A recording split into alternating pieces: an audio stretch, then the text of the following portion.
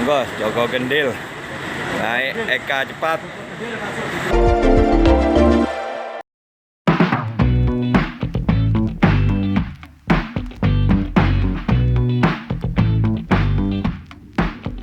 Publik hingga kini masih dihebohkan dengan video seorang musafir yang Joko Kendil.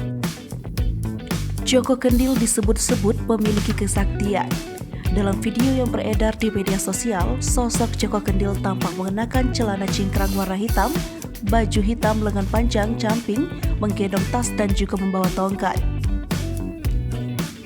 Joko Kendil mengaku berkelana dari suatu tempat ke tempat lain. Uniknya, Joko Kendil mengaku berkelana naik macan putih. Seiring berjalannya waktu, kini video Joko Kendil terpergok naik bus pun viral di media sosial.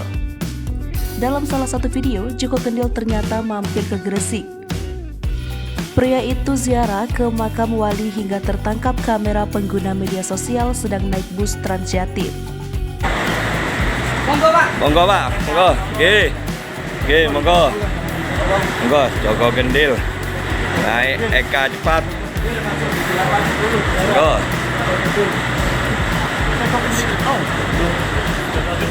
Joko Kendil. Monggo. Tujuan Solo. Joko Kendil.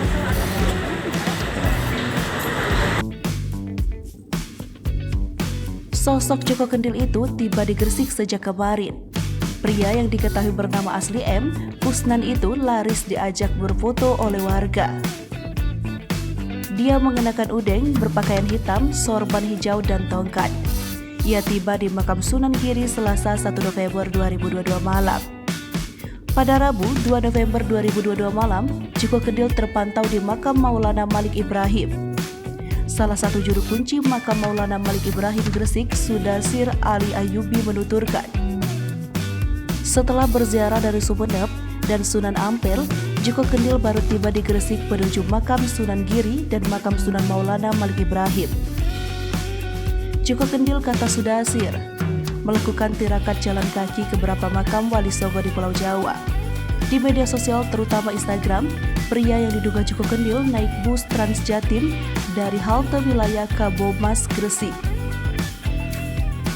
Dia duduk di kursi sambil mengenakan sarung dan masker warna hitam.